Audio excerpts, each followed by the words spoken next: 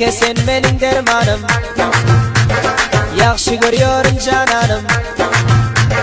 Sürsem sen bile devranım. Senin için bu destanım, tozdurma sen gülistanım. Bol benim bağı bostanım, to hasti canım hastanım. Hey.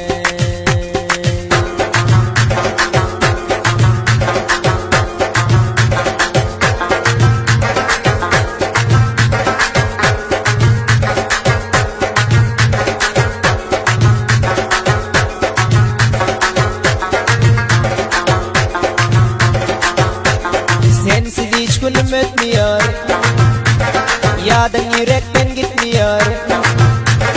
Uzatsam elim yetmiyor, başka cayını tutmuyor. Azara çok koyma beni, söyledim dilimden ben seni. Rehm etme canı beni, o da yapma sen her günü. Söyledim dilimden ben seni gel.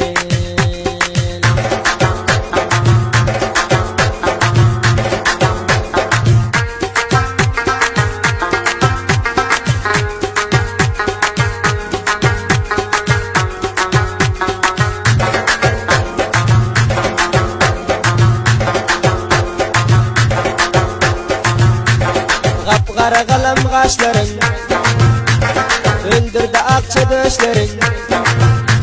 Sadaf yanıdır dişlerin, kippine düşer taşların. Köp vermegin bana azar, özünden eyleyip bizar. Işkımızı salma badar, düşman bilse ortamda zor.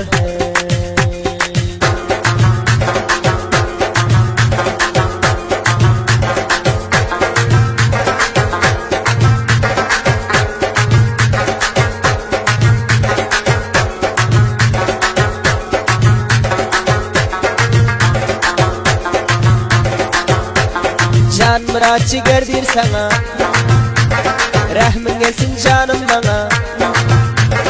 Uhlaman çıkıyorun bana, öldüm ben derdimden yana.